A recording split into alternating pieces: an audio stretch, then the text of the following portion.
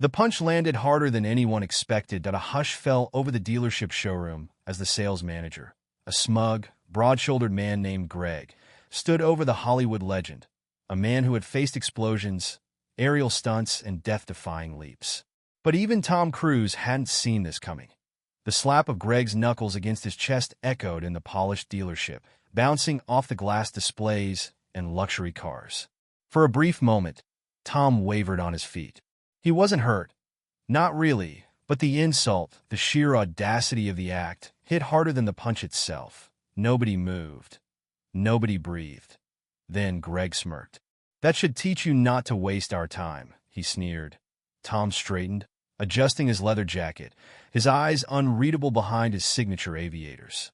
He looked around at the dealership, at the horrified customers, the stunned employees. He could feel Liam, his old friend, practically shaking beside him. Liam had just needed a car. That was all. But now, this had become something else entirely.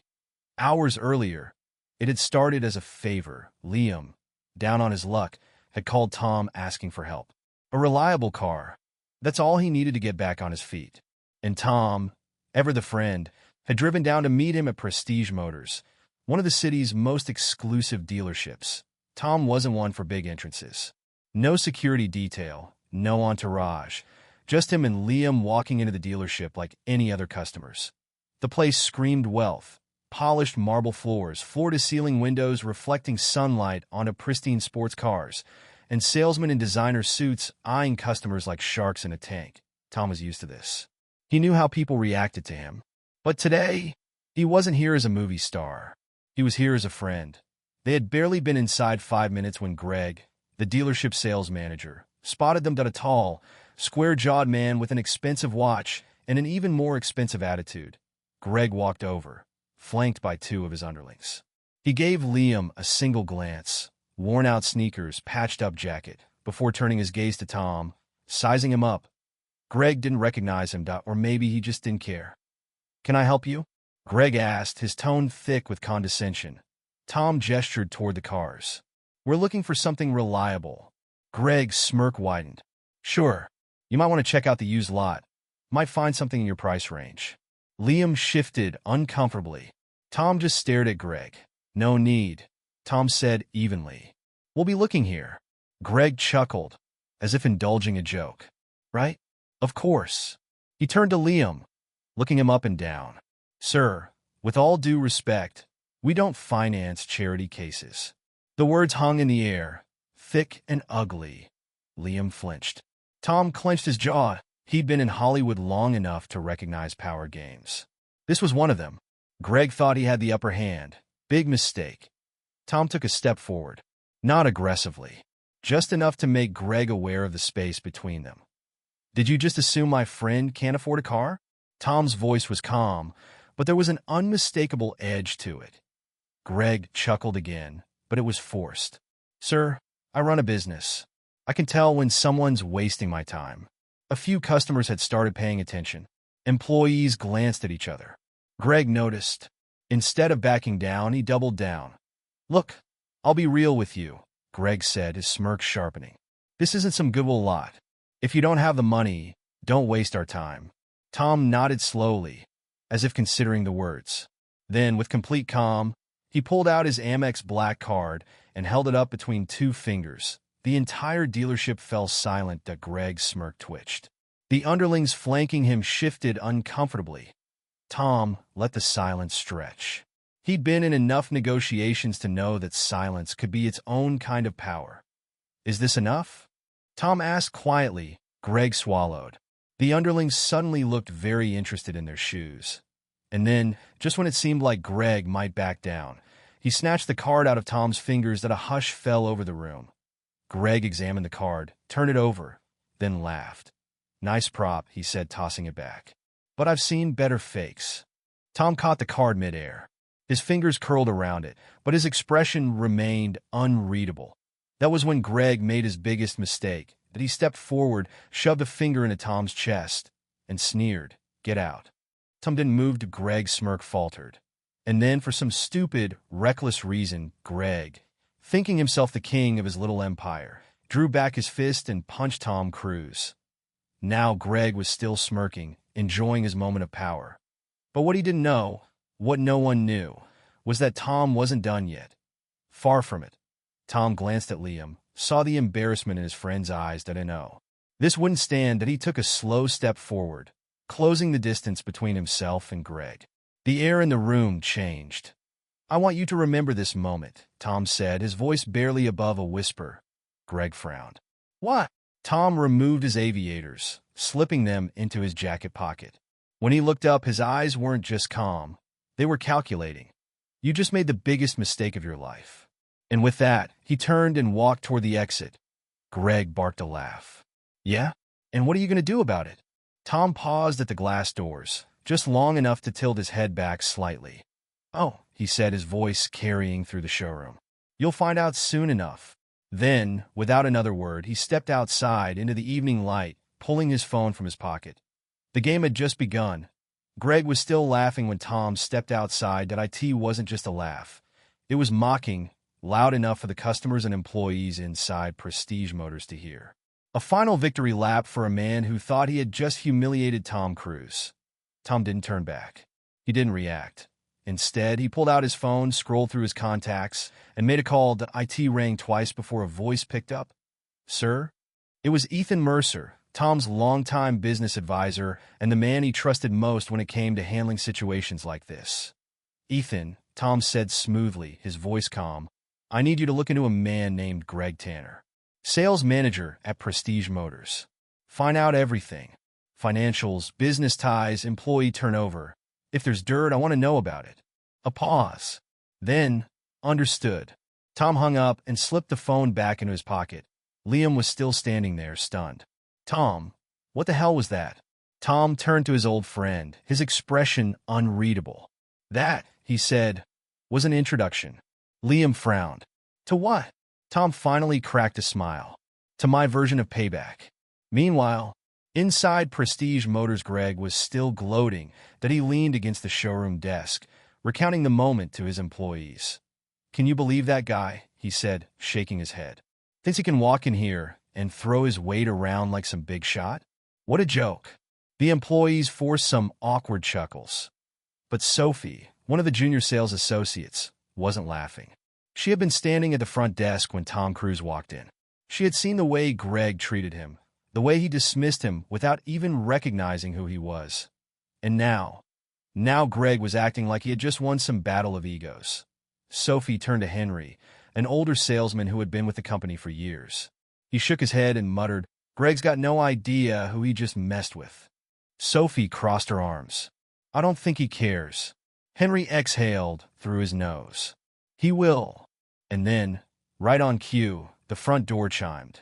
Greg turned, his smug expression vanishing in an instant. Because standing in the doorway was Ethan Mercer, Tom Cruise's right-hand man. Slick, professional, deadly serious. Ethan walked in with an aura of authority that commanded the room. He didn't look left or right. He went straight to the receptionist's desk. "I need to speak with the owner," Ethan said. The receptionist hesitated.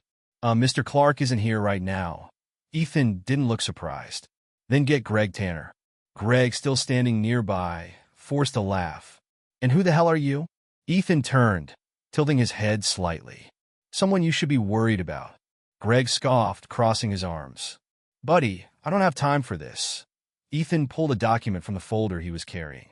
"You work for Ryder Automotive Group, correct?" Greg's jaw tightened. "So?" Ethan smiled, but it wasn't friendly. "Then you should know that Mr. Cruise is the majority shareholder of Ryder Automotive Group." The entire dealership went silent. Greg blinked. "Excuse me?" Ethan let the words sink in. "Tom Cruise owns this company, Greg." His voice was even, controlled. "That includes this dealership." Sophie nearly dropped the paperwork she was holding. Henry muttered, "Holy hell." Under his breath, Greg's entire demeanor changed. "No, that can't be right. I know if." Ethan didn't even blink. "Do you know what a silent investor is, Greg?" Greg's face turned pale. Ethan flipped to another page in the folder and set it on the counter. "This is the financial structure of Ryder Automotive Group. You'll see Mr. Cruise's name right here." He tapped his finger on the document. 51% ownership. Greg's throat bobbed at a few employees' stifled grins. Others exchanged wide-eyed glances. The customers had completely stopped browsing cars. This was better than TV. Greg reached for the document, scanning it with growing horror. This doesn't make sense. Ethan closed the folder with deliberate finality. It makes perfect sense, Greg. You just treated your boss like garbage. Greg's lips parted, but no words came out until he looked around, suddenly aware of all the eyes on him. Then, just when he was about to say something stupid, the front doors opened again, and Tom Cruise walked back in. The return every pair of eyes in the room snapped to him that no more hoodie. No more sunglasses. Tom walked in like he owned the place. Because he did, Greg swallowed. Mr. Cruise, listen, I didn't realize. Tom didn't even acknowledge him that he walked right past Greg, straight to the front desk, and placed his black Amex down. I'll take the entire inventory, Tom said. The room erupted in gasps that Sophie's jaw dropped. Henry whistled low. The customers? They looked like they had just stepped into a movie scene. Greg's knees nearly gave out. The entire inventory? Tom turned, finally looking at him. Oh, I'm sorry, he said, his voice dripping with mock politeness. I thought you didn't do business with people like me. Greg's mouth opened and closed like a fish out of water. Ethan smirked. I'd say you just lost the biggest sale of your life. Greg's breathing became shallow. He turned to his employees, desperate, panicking, but they weren't on his side anymore. And then Tom delivered the final blow. Greg, he said, hands in his pockets, you're fired. Greg froze. Why you can't do that? Tom took one step closer. I can't. And I just did. The security guards, previously stationed at the door, moved in. Greg took a step back, shaking his head. No, I've been here for years. Tom smiled. Yeah? And in less than an hour, I took it all away from you. Greg turned to Ethan, pleading now. You can't. Ethan simply nodded to security. Greg barely had time to protest before he was grabbed under the arms and dragged toward the exit. The last thing Greg saw before being thrown out of his own dealership was Tom Cruise leaning against the desk, smiling like a man who had just won a game of chess in 4 moves. The doors slammed shut. Greg was gone.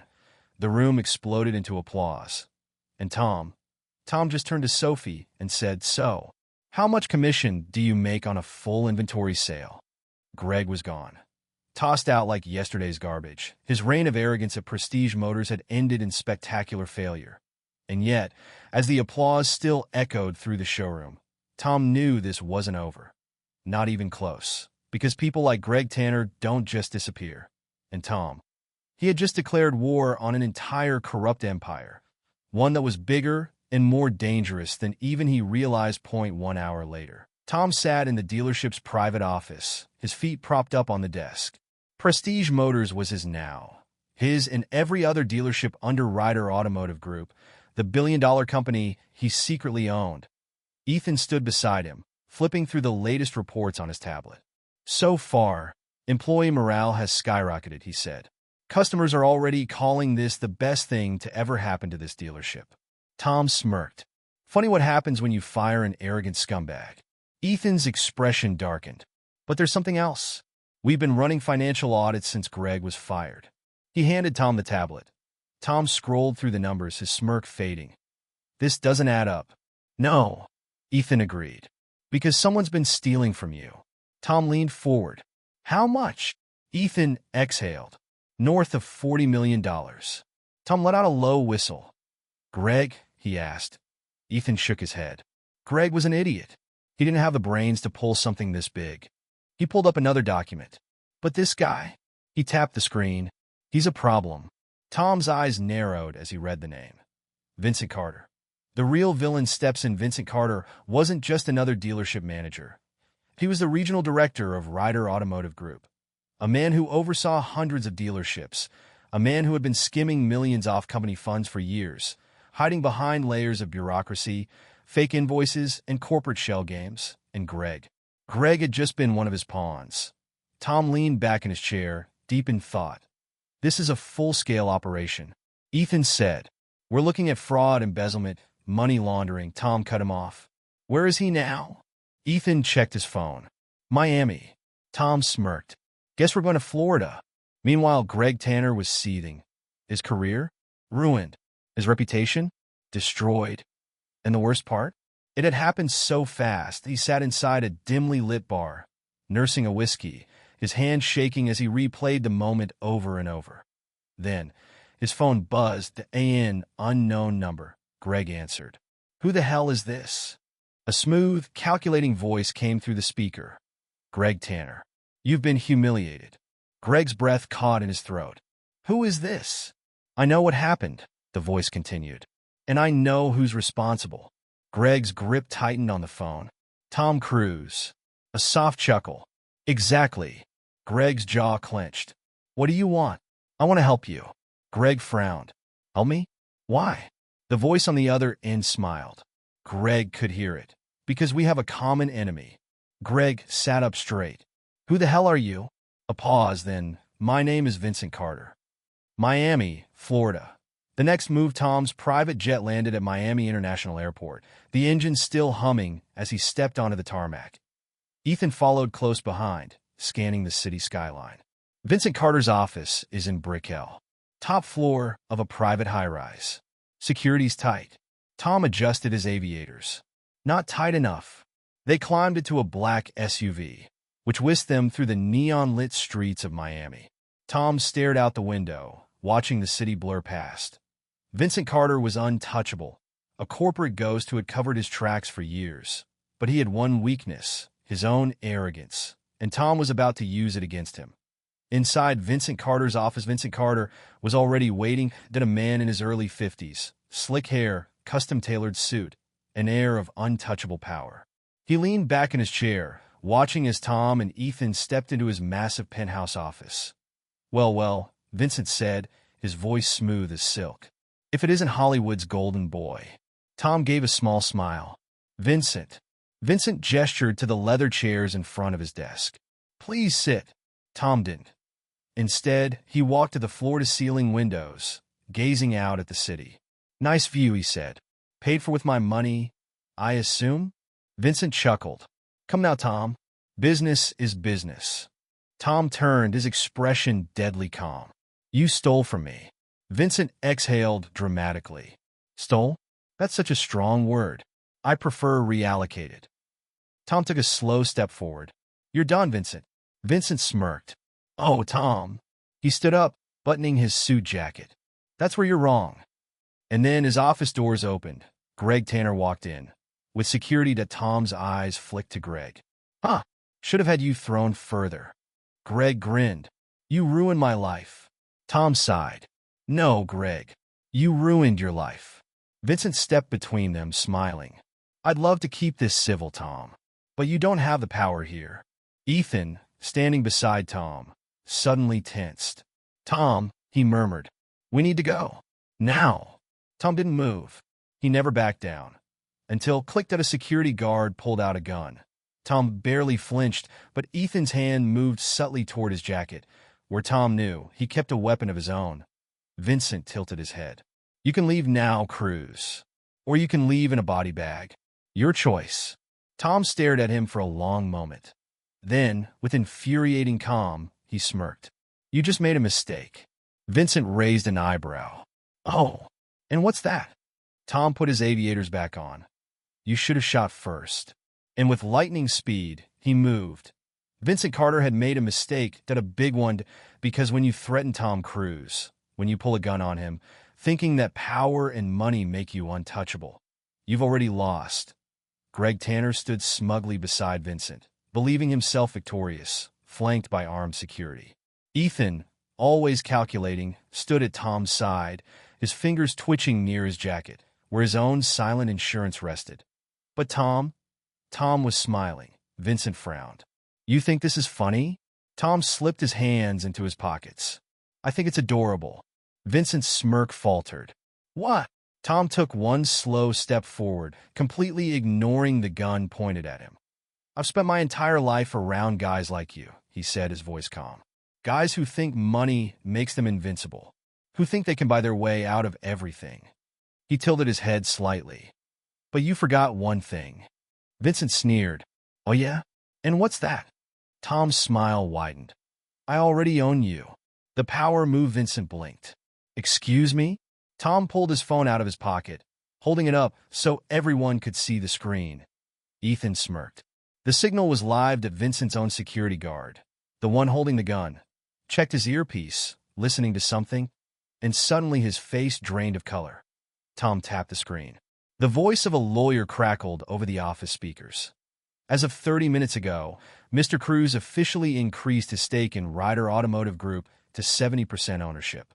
That includes all assets, bank accounts, and operational controls. Greg's smug grin vanished. The lawyer continued. Vincent Carter's accounts have been frozen, pending an internal investigation into financial misconduct. Furthermore, federal authorities have been alerted regarding the suspected embezzlement of $40 million. Vincent staggered back as the reality hit him.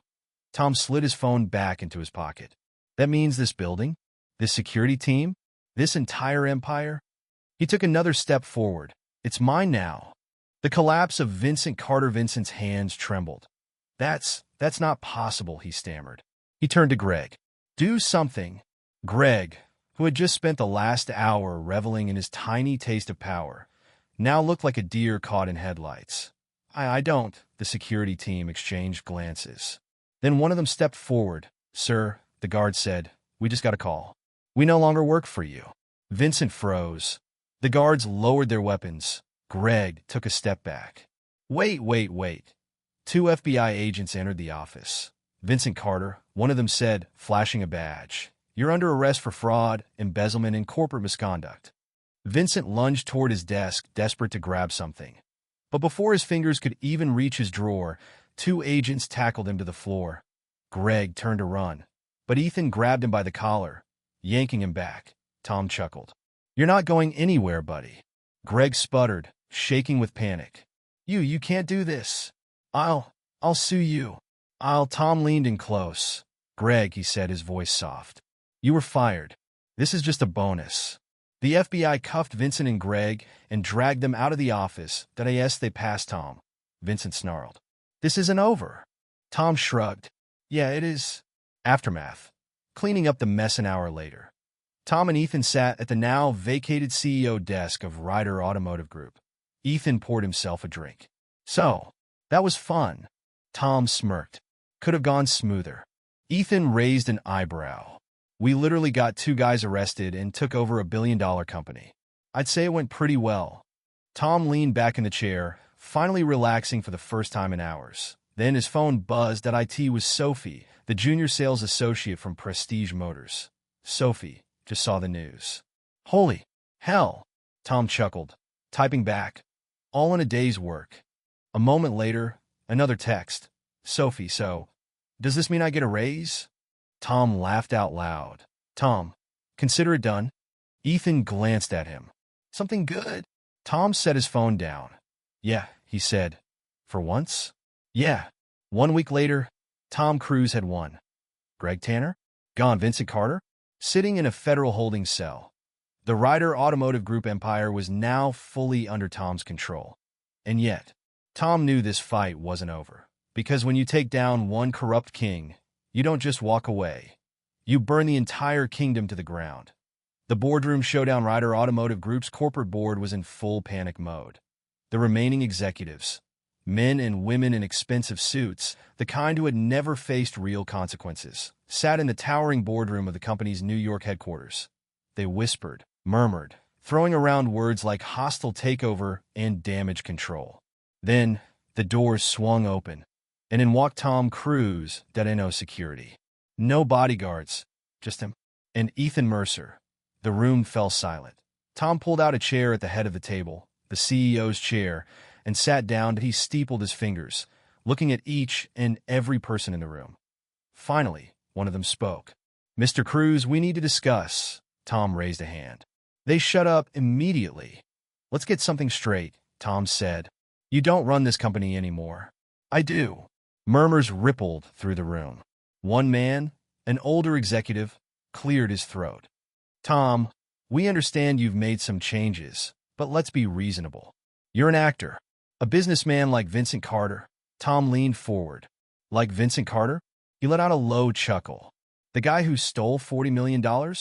Who ran this place like a crime syndicate? He turned to Ethan. Ethan, remind me, where's Vincent Carter right now? Ethan smiled. Prison. The executive turned pale. Tom stood up, walking slowly around the table. I don't care what deals you made with Vincent, he said. I don't care how much you profited from the corruption in this company. He stopped behind one of the board members, leaning down slightly. You work for me now. A woman, one of the younger executives, finally spoke up. And what exactly do you want, Tom? Tom smiled. I want this company to be legit. A few executives scoffed. That's not how the auto industry works. Tom's smile didn't waver. It is now. He threw a file onto the table. Inside, a full-scale plan to rebuild Ryder Automotive Group. From its dealership culture to customer experience to fair employee wages. Point one executive paled. This would destroy our profit margins. Tom raised an eyebrow. Maybe at first. But you know what it does long-term? He pointed at the plan. It makes us the most respected automotive company in the world. Silence. Then, one of the board members laughed. Tom, this is insane. You really think people will buy into this? Tom took a step back, grinning. Oh, I don't think. I know. The ultimate mic drop. Ethan tapped his phone, bringing up a live video stream on the massive projector screen at the front of the room. The executives turned to look. It was Prestige Motors, the same dealership where this entire war had started. Except now, it was completely packed. Customers were lining up, reporters were outside covering the Tom Cruise effect. Sophie, yes, Sophie, the junior associate who had been treated like dirt, was now the new manager. And the employees, happier than they had been in years. Ethan turned to the board. Public perception of Ryder Automotive Group has already shifted. Stock prices are up 12% in a week.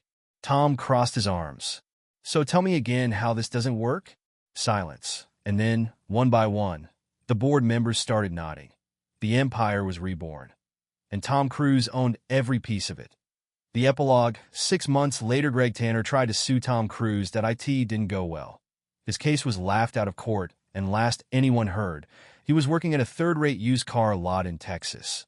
Vincent Carter, still rotting in prison, and Ryder Automotive Group, now the most respected dealership network in the country.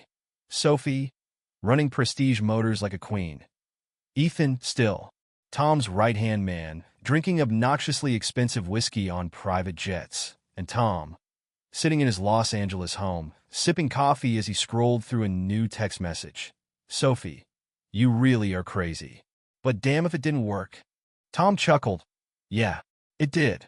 And with that, he leaned back, closed his eyes, and smiled. Because for once, everything was exactly as it should be.